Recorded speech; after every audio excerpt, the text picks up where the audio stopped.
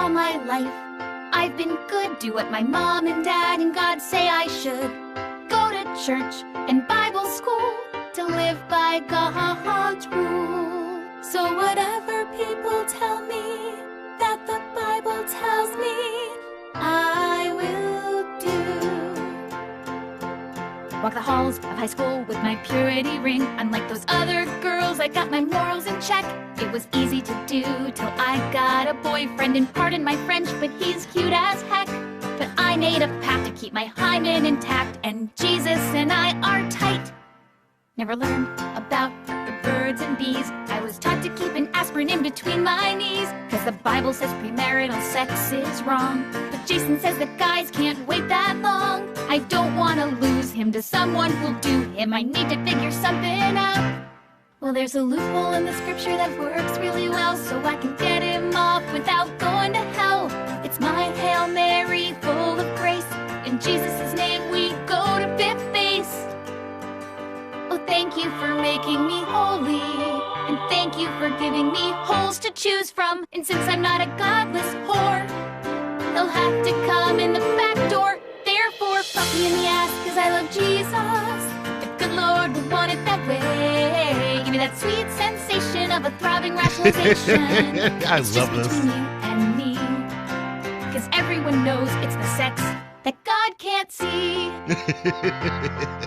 It's hard to be as pure as me, to resist the urge to lose my vaginal virginity, to wait until my marriage bed to give my husband my unsullied maiden head. So take your cock out, shove it in my ass, fuck me until you come. Oops, I mean, let's join our souls and unite our bodies and fly with the wings of God. Whatever you do, don't touch my clitoris. If you ring Satan's doorbell, God can't ignore this. And no prophylactics when you put it in. 'Cause birth control's for sluts and it's a sin. I've emptied my bowels and laid out the towels. I'm ready for romance. Now I'm praying to the power that's the highest. But of all of my holes, this one's the driest. And we can't procreate if we anally copulate. And God's okay with sodomy, but only if you're straight. And I'm staying pure no matter what. So I'm okay with everything but, everything but, everything but. Whoa, fuck me in the ass, 'cause I love Jesus. The good Lord would want it that way. Give me that sweet sensation of a rock-hard rationalization. It's just between you and me, 'cause everyone knows it's the sex that God can't see. I do whatever the Bible tells me to, except for the parts that I choose to ignore, 'cause they're unrealistic and inconvenient, but the rest I live by for sure. So let's not talk about how the good book bans shellfish, polyester, and divorce, and how it condones slavery and killing gays, 'cause those parts don't count, of course. Let's cherry pick the part about losing my cherry and mine, and for ambiguities and omissions to circumvent any real sacrifice, but still feel bias in my arbitrary parroted positions. And don't you dare question my convictions, and don't look closely at the contradictions. Just focus on the sacrificial crucifixion and have faith in its complete jurisdiction. That's the only way to measure if you're good or not. And in a debate, just say to have faith, 'cause when up against logic, it's the only card you've got. So close your eyes, take a deep breath, and fuck me in the ass, 'cause I love Jesus. The good Lord would want it that way. Give me that sweet sensation of an irrational rationalization. It's just between you and me, 'cause everyone knows it's the sex that God can't see. Yeah, my chastity belt has locks, but sometimes you need to think outside the box.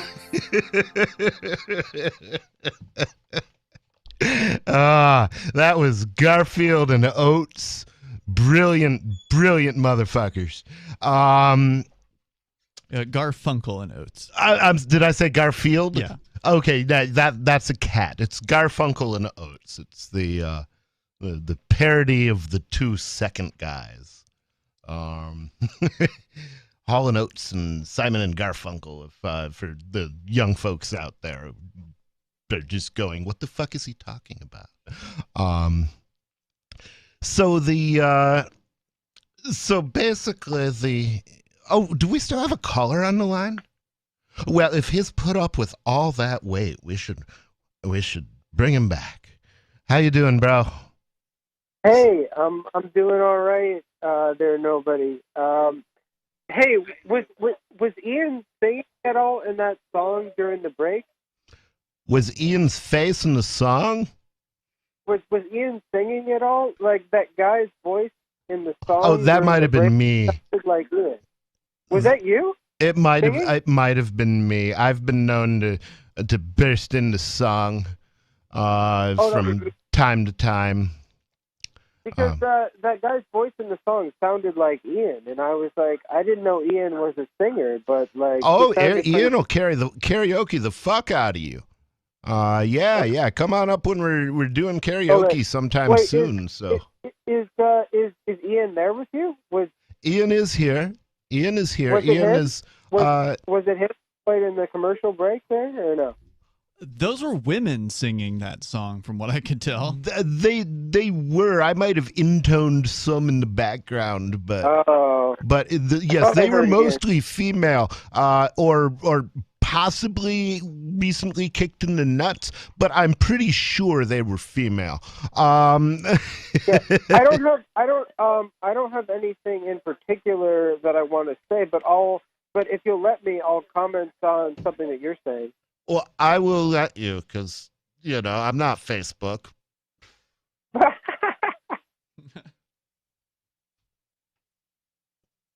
No, we lost him. I finally did it. He laughed himself to death. He's still there. I don't think you really knew what to say. Oh no. Okay. Okay. I thought you were mid saying something. Okay. Now I'm a little bit stoned because I took the opportunity of being off the air to do some drugs. Hey, but do you mind? I'm sorry to interrupt you, nobody. Oh, go ahead. Do you mind if I call back in though, because I'm getting this weird echo? Weird echo? Yeah. Do you mind if I call back in? Yeah. You mind if I call back in? Echo. He just dropped off the line. Okay. Well, I had a feeling he was going to do that because he was hearing a weird echo. Which, that'll happen sometimes. So, okay. Where was I at the master plan, my vision? So basically, you've got a place that is providing a permanent place to live for some people who are aligned with us and serious about it and want to be part of the fight.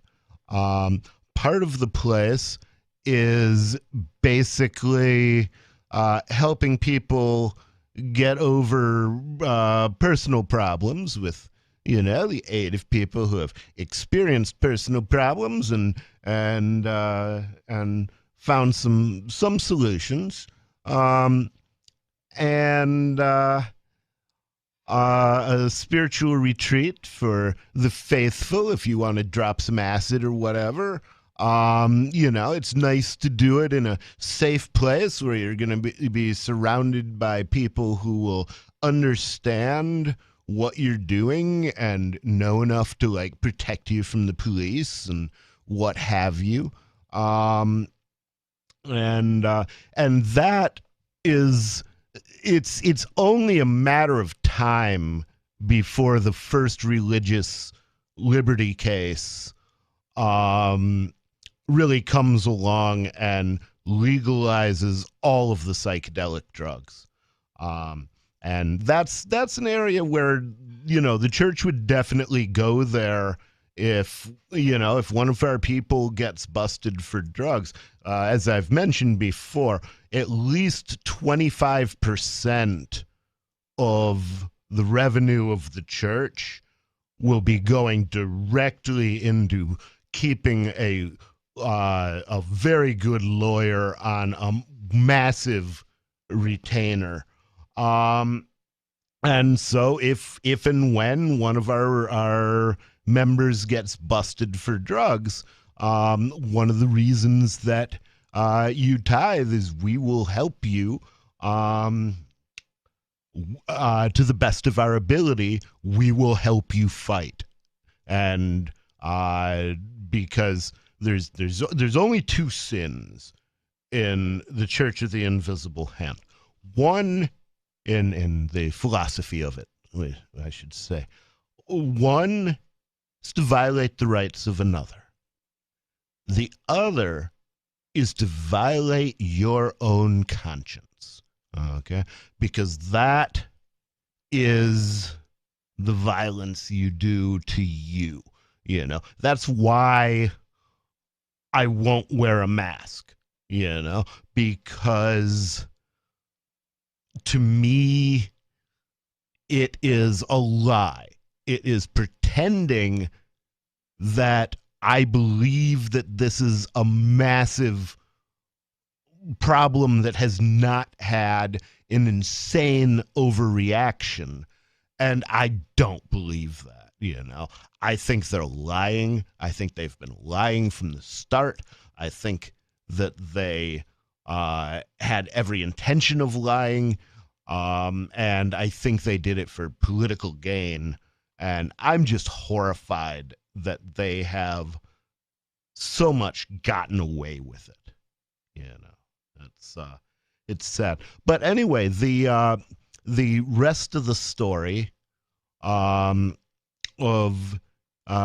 this kind of strange monastery brothel, that was used to be slang for a whorehouse back in the day, was nunnery. When Hamlet tells Ophelia, "Get thee to a nunnery, go," he's telling her to go to a whorehouse, and basically, he's misdirecting his fear that his mother was complicit in his father's death, and he's taking a lot of it out on Ophelia because she just happens to be the same gender. You can't have a tragedy without a tragic flaw. But anyway, the rest of the story is eventually to have people who are engaged in sex work, who are doing it in order to heal.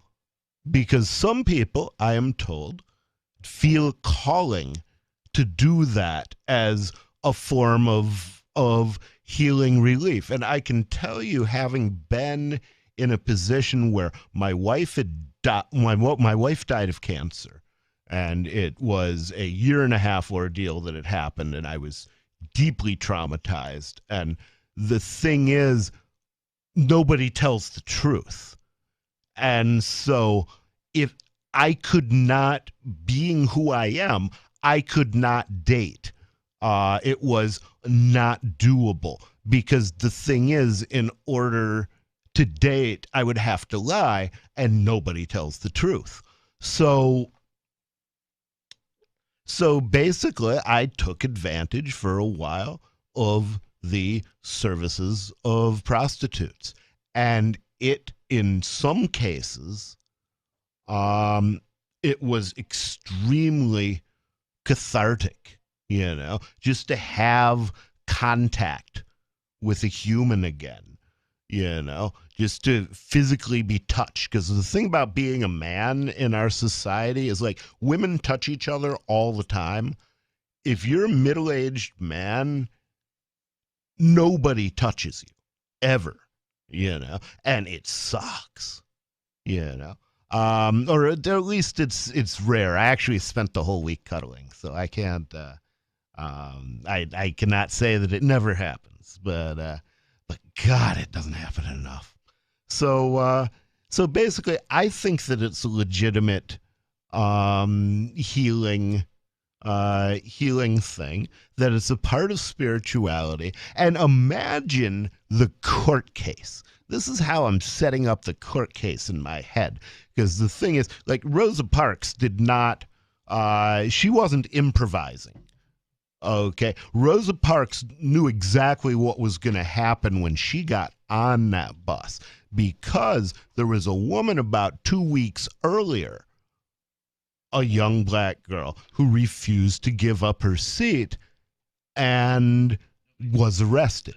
So Rosa Parks knew what was going to happen. She had already talked to attorneys at the ACLU, and she knew how to set up the case. The problem with the first girl actually was that she was young, she was unmarried, and she was pregnant.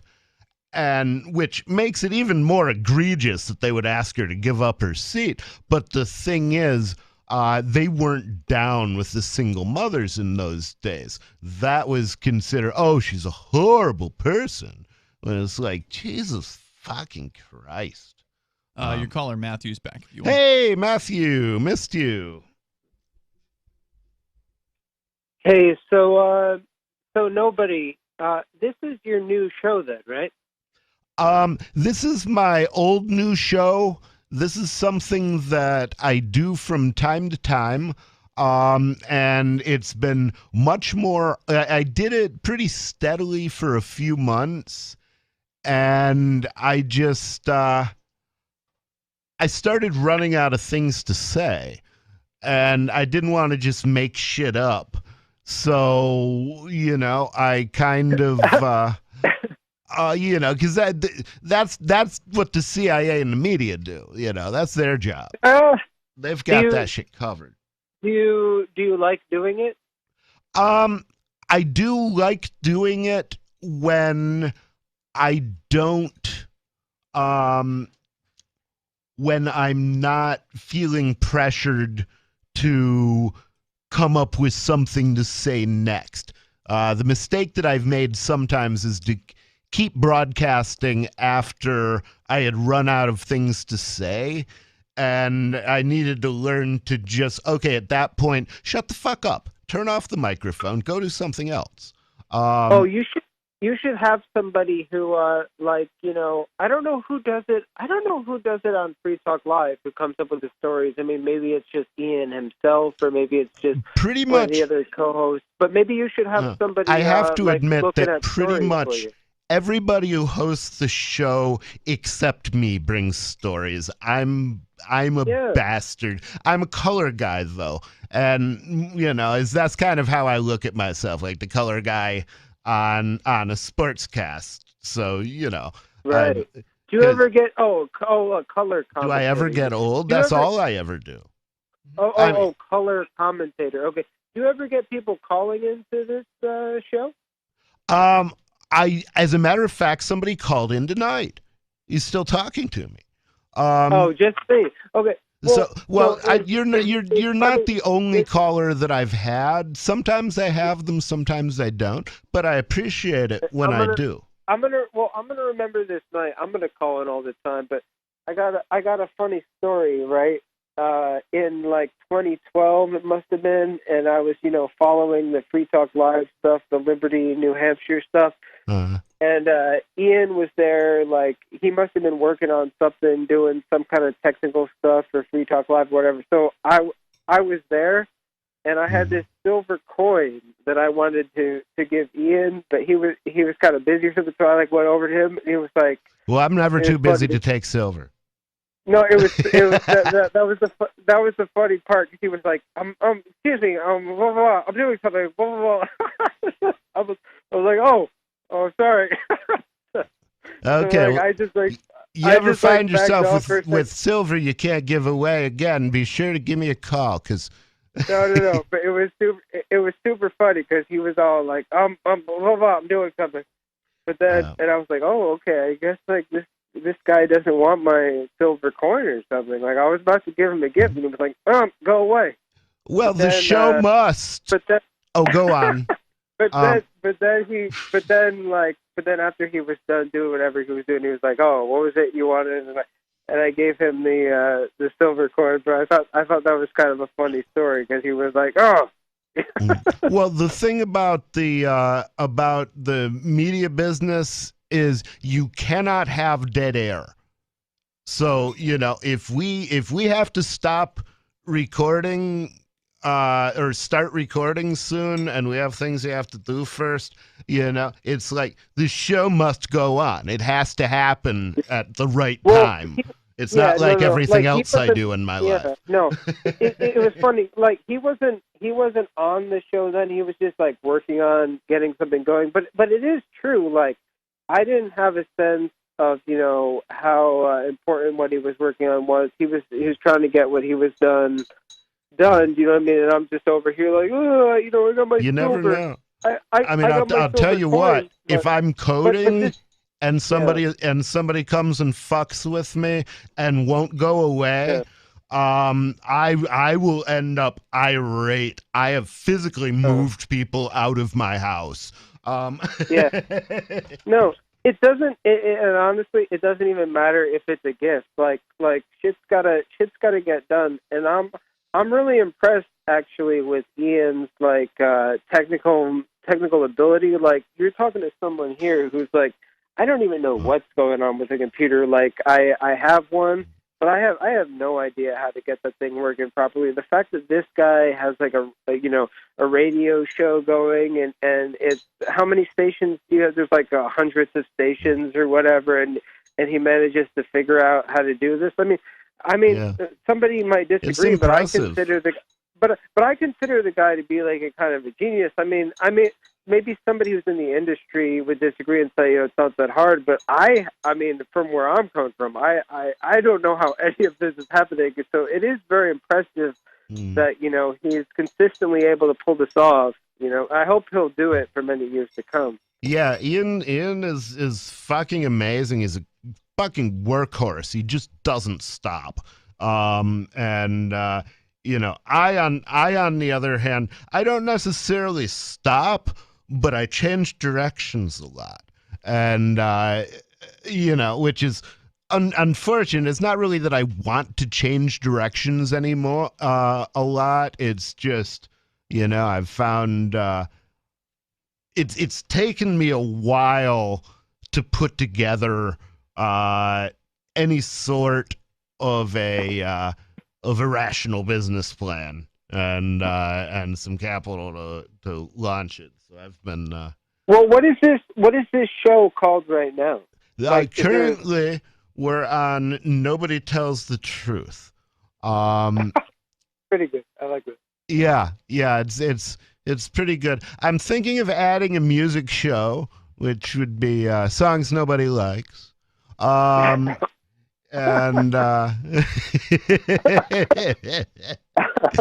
and mostly I'd want to self-host that, because basically my plan on that would be ignore copyright law. You could put it that way, or you could say interpret fair use expansively, but that means that I have to be in control of my own hosting. So I'm sorry if these are boring questions to people who know how this works, but is this show going to air in time slots other than when we are airing right now, or is this going to get? It might, and the reason I say it might is I'm working on. Basically, I've hired a video editor who goes through, and whenever I'm on Free Talk Live, this person cuts all of the commercials out of the show so that it can be played on local access cable, which doesn't allow commercial advertising. So basically, and the plan is to try, there's 10 counties in New Hampshire, and before my next run for governor, I want to have a person in each of those 10 counties who is feeding these episodes to public access, local access cable. And just because it's a good way to reach out to people that aren't looking for you. And the problem with doing political shows is only the people who are looking for you find you. And they already know what they're looking for. And if it's libertarianism, then your work with them is done. But is it going to play again on LRN.FM? I don't know. I would like to come to a syndication agreement with Ian. That's something we've talked about in the past. And the thing that I wanted to do before I started that was have like a few months of back episodes, so that, because I'm a space cadet and I get lost in shit that I'm doing. Dude, I'm a space cadet too, for sure. Yeah, and so the thing is, I don't want to leave him in the lurch, because once he allocates a time space, he has to fill that motherfucker, and he's kind of screwed if he doesn't.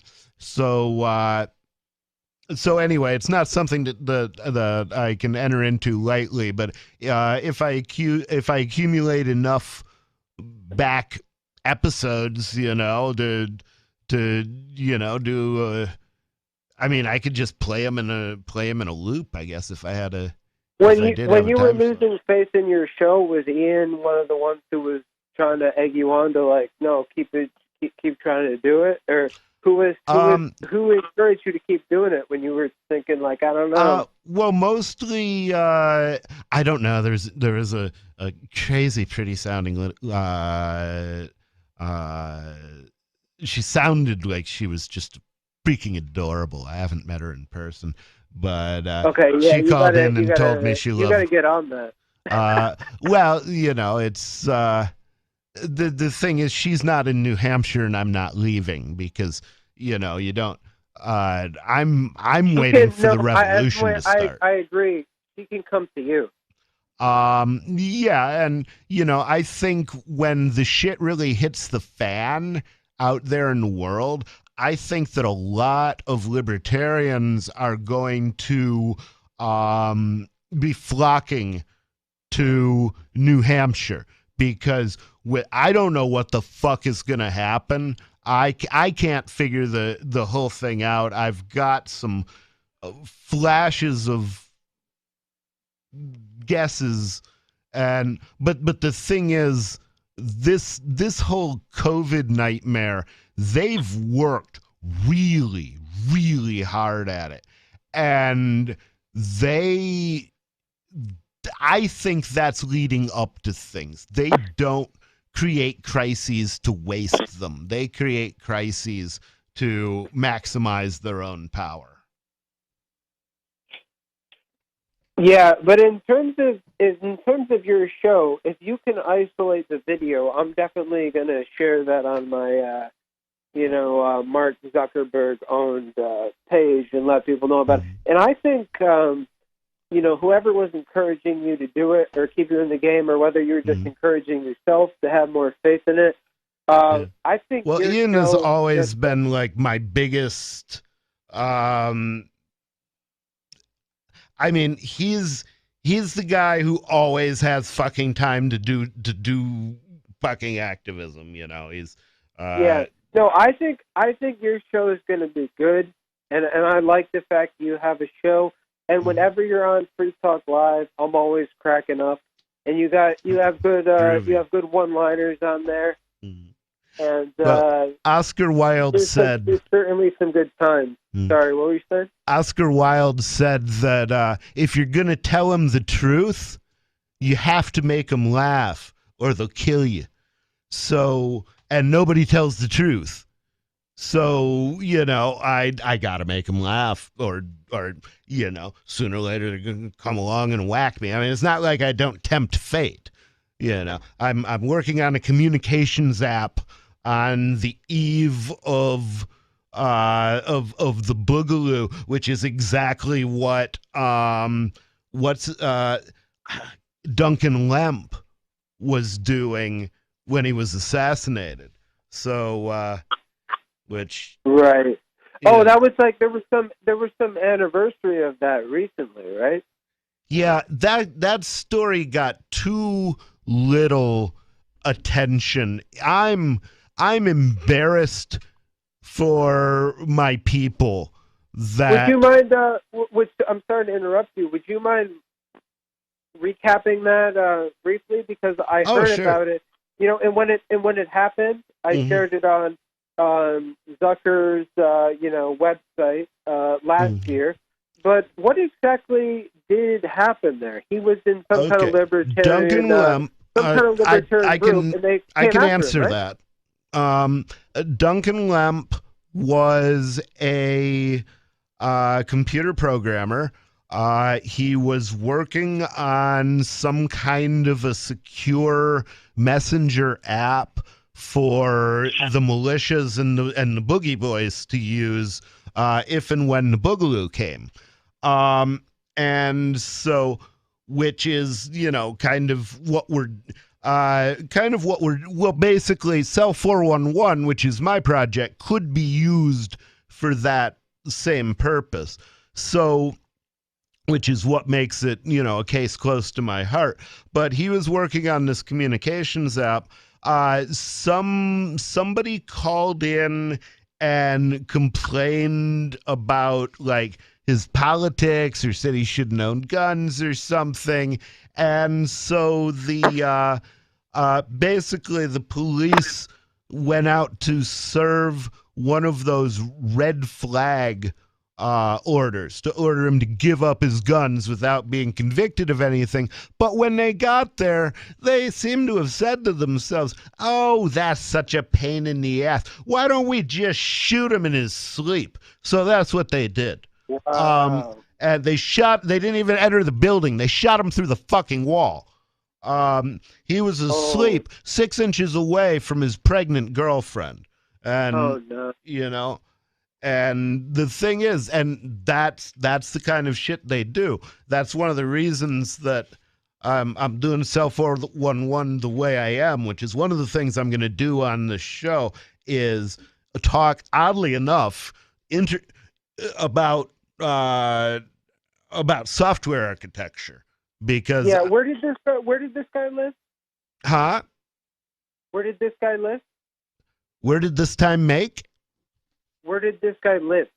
This guy lived in Maryland, and man, he was young, and he was he in Maryland. Yeah.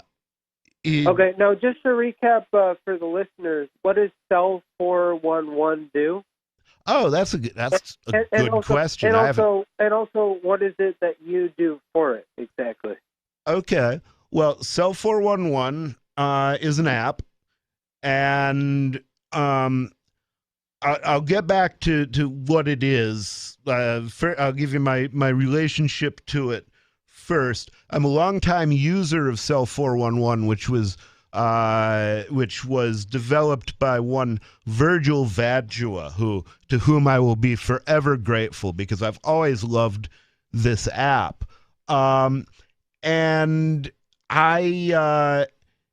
Virgil had some personal issues going on, and he was unable to continue supporting and paying for the development of the app. And there were a couple of unpaid programmers in India who wanted to be paid. And so basically, and it got so bad that it fell out of the App Store. You couldn't even get it from Google. So Ian contacted them, and he purchased the rights to the source code for an undisclosed sum of money, and basically he gave the code to me to I'm preparing it to open source it, which should happen within a week, and then I'm going to continue as, for at least one branch, I will be the lead developer, but other people may be doing other projects, and I encourage that. I want to make it different than what it is. So anyway, that's my relationship to the app. Now, as for what the app is, okay, you keep going. because I'll try and remember all of the questions, but you might have to ask some of them again. Oh, I just said, what does it do, and what's your relationship to it? Okay. So anyway, that's my relationship to it. Now, what it does, basically, it allows you to crowdsource security issues. Okay, so let's say you get pulled over by the cops. By you get broken into by a private sector criminal. Basically, it gives you an app where you can push a button and you can notify groups of people that you have selected to be the kind of people who would come to your aid. And basically, you can send a broadcast message to all of them instead of, what you would have to do if you were looking for help and you were in a bad situation is you just have to start texting people and hope that somebody got back to you or post to social media. This is a much more direct route, and the idea is that chances are, if you're in some large cells, somebody from one of your cells is closer to you than the nearest cop, and we won't shoot your dog. Okay. So this is all okay. I get what you're saying. So this is all theoretical, but now for doubters out there who are skeptical when they hear Bonnie saying call cell 411 because they won't shoot your dog. Well, we've never shot a dog yet. No. But for people who are hearing that, they won't shoot your dog, and they're thinking to themselves, well, don't ever do that voice again. And they're saying maybe they won't shoot my dog, blah blah blah. But how? But for by the way, this is just devil's advocate. I'm completely in line with it, but it's just a question for the person out there going, I don't think that's going to be good as the police in a moment of crisis. Even though I hate the police and I know what they're capable of, they tell themselves this is time tested. This is that who you call when you're getting arrested? They're like. Is that who you call when you get pulled over? Okay, but let me finish. They're like, this is something that the society validates. How does it? Society is overrated. Yeah, well, I agree. But what will make them believe that the 411 will be a better option? Do you have any success? Well, some of them won't. That you can, I got to get in some answer time here.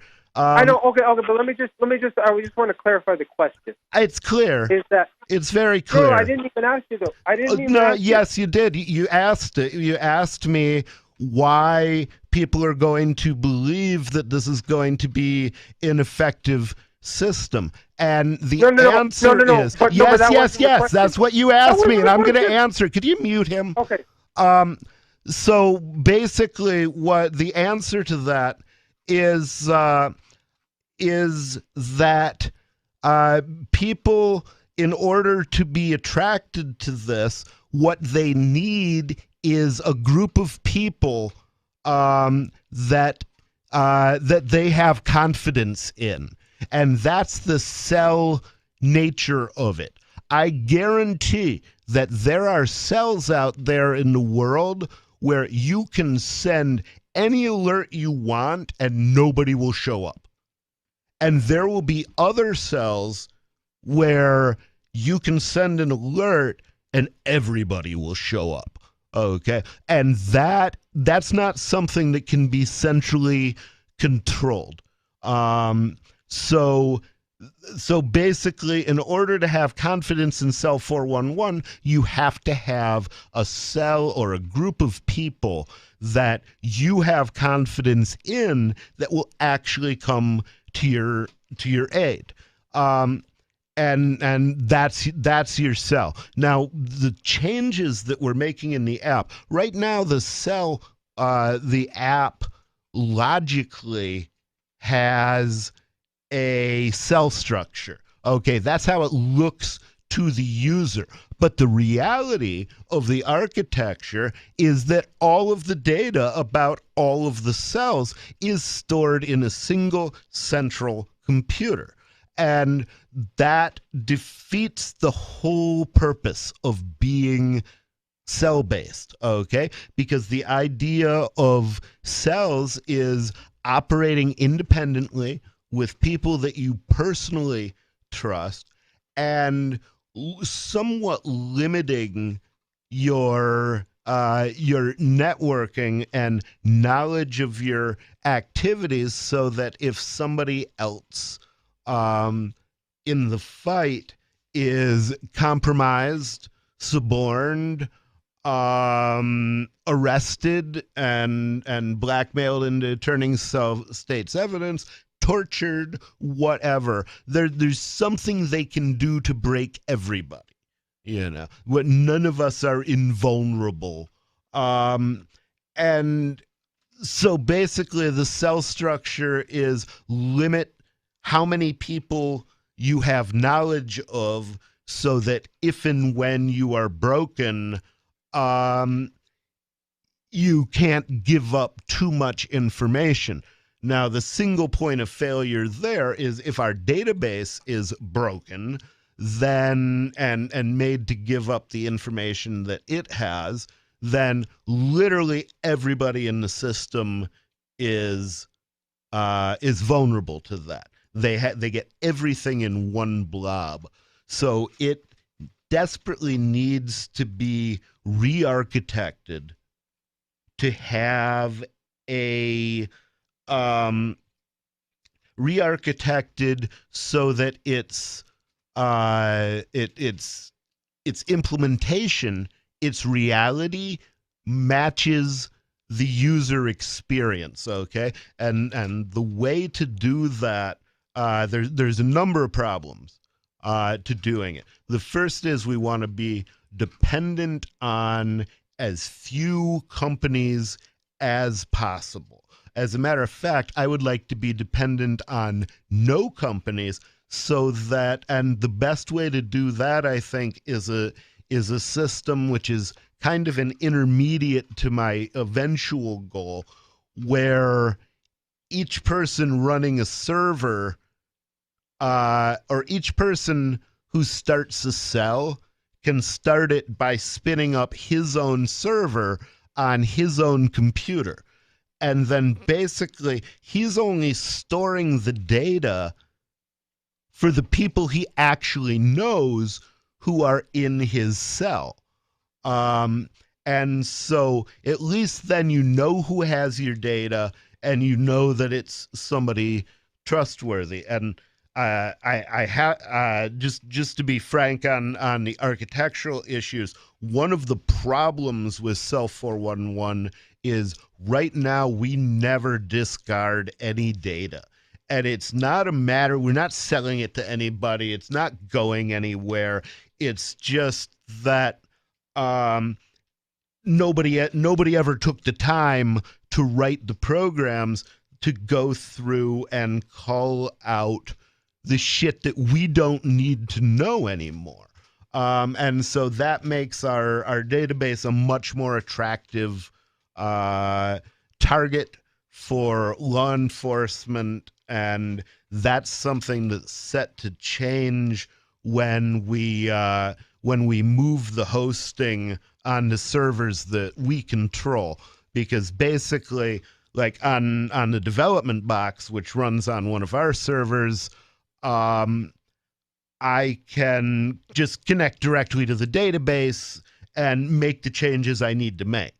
And I can do that much more easily than I can do it on the app server where it lives now. Never use an app server that doesn't give you SSH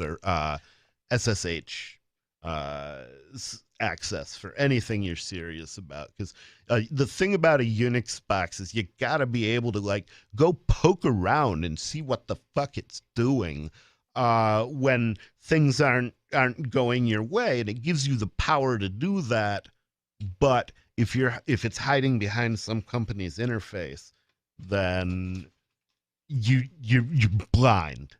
It's a pain in the ass.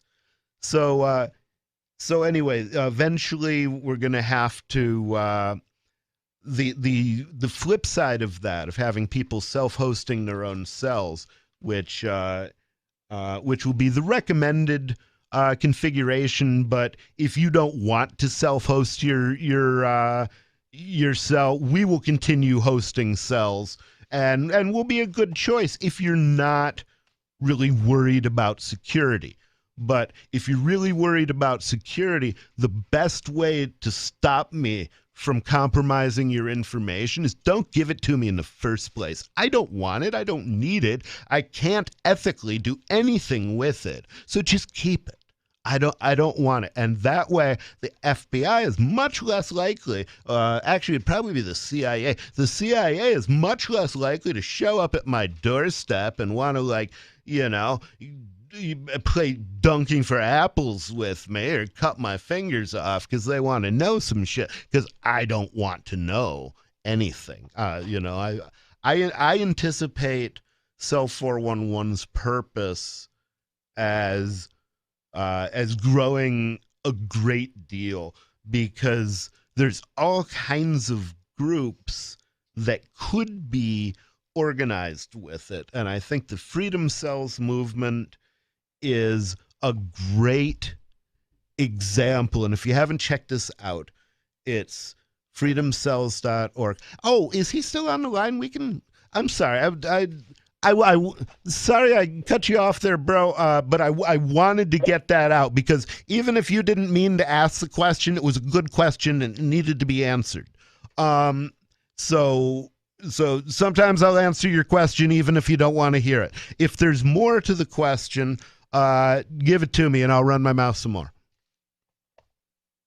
You can go first. Sorry if I already went. I've been running. How long did I go all soliloquy there? You know, the problem was it might have cut out because for the last couple of minutes I've been listening to like some other show that was on here. Oh, okay. So there might have been some technical difficulty that brought us to some other show. Well, technicalities do happen, you know. So can you? And I'm hurt, and I'm just hurt and bewildered and betrayed. No, it's all good. You can listen to other people. Well, then, if that's the case, would you mind summarizing what you said in the last couple of minutes? Because it totally, like, honest to God, I heard none of it. Okay. Basically, I don't know if it's your cup of tea. Basically, I riffed on Cell 411 and some of the realities of its current implementation and the direction that I intend to take the software. So, you know, that may be something that ends up to some extent getting cut out and used somewhere else. But, you know, I like to get these rants on audio when I can, because, you know, then they're there and it's just a matter of finding them, cutting them out, and using them. Okay. Interesting. Yeah, so, yeah, basically my only question was before all that was I was just going to ask, like, are there specific, do you know of any, like, specific Cell 411 success stories that you had in mind where, like, the Cell 411 thing had been utilized and had been used effectively for the people who might be doubting or whatever? Okay, you're giving me more question than I need. The answer is yes. There's a collection of success stories. You know, I'll give you a very simple one that was my own personal experience, and this is why I love that app. First off, there have been many times when I've pulled out Cell 411, and that was when I activated the camera and when I started chatting. That was when the cops decided they would rather be somewhere else. So The best case of that, though, was in Manchester. I sent out I got pulled over. It's like 3 o'clock in the morning. I haven't cleaned my car off very well because I literally don't own an ice scraper. And so I'm driving down to Cumbies to get one, and I get pulled over. And the Manchester police have been busting my balls for months. They know exactly who I am, and they're out for blood. So basically, I send out a cell 411. Wait, there's a little more to the sentence. I send out a cell 411, and Colin Gibson goes driving by where I'm getting pulled over and yells, "Fuck the police," out his window. And that was enough for them to completely lose interest in me and set out after him. Although he wasn't actually breaking any law, so although they caught him, they couldn't do anything but throw him back and listen to him laugh. So they lost both of us by just, well, being dumbass cops. Which year was that? That was about 2 years ago when I was living in Manchester.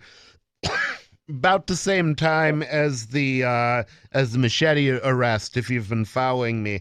But yeah. But the other thing is, there are people in South Africa who are using it to basically, because it's a very dangerous place to be right now, and they seem to be having good success with it. It's been used to coordinate cop block activities. It's being used by people like Breaking the Flaw and some of the other liberty auditors who are using it to record their work and to communicate about what they're doing and let people in the area know. So there's a lot of Cell 411 success stories. There's a few failure stories too, but I believe that all of them are, there's nothing wrong with Cell 411 that some tender loving care for the system isn't going to fix. Two quick things. First thing, do you believe that the police are still after you in particular, or maybe not these days, or what do you think about that? I mean, the police, I actually have a relative, like with the ones who I communicate with, I actually have a relatively good relationship with them. It's not generally hateful. I mean, I had a lot of prison guards come up to me and say, "You don't belong in here, man. You really don't." And that's the thing. They're not all stupid, but there's certainly, it's like Florida man. I used to be a Florida man, but there's enough stupid coming out of Florida man that people look at Florida people strangely. Right. Do you know who Florida man is? No. I forget what my other question was. Okay. Well, Florida man is basically the guy who's, whenever something catastrophically stupid happens in the world, about half the time, the first two words of the headline are Florida man. Florida man does some crazy shit. Yeah, he's known as the world's most helpless and deranged superhero. All right,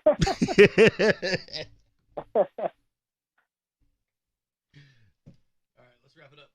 All right. That's a good plan. Okay, I'm gonna wrap it up, bro. I'm running out of energy, so thanks for calling in and busting my balls and asking questions. I wish I remembered my next question, but yeah, it was a pleasure. You have a nice night. For me too, and subscribe somehow, and you'll know when I come on. What do you want for outro? Huh? What do you want for out music? Oh, let's do Touch of Grey.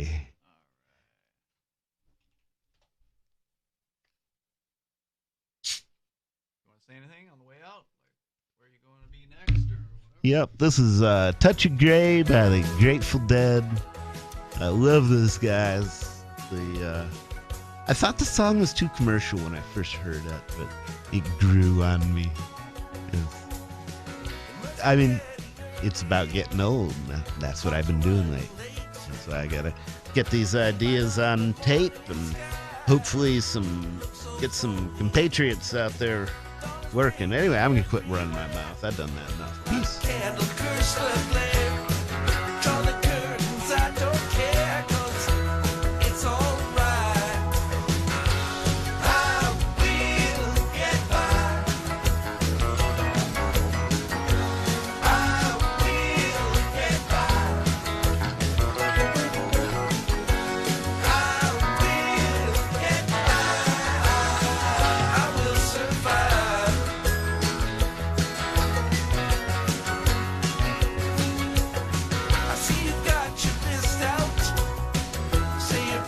Get out.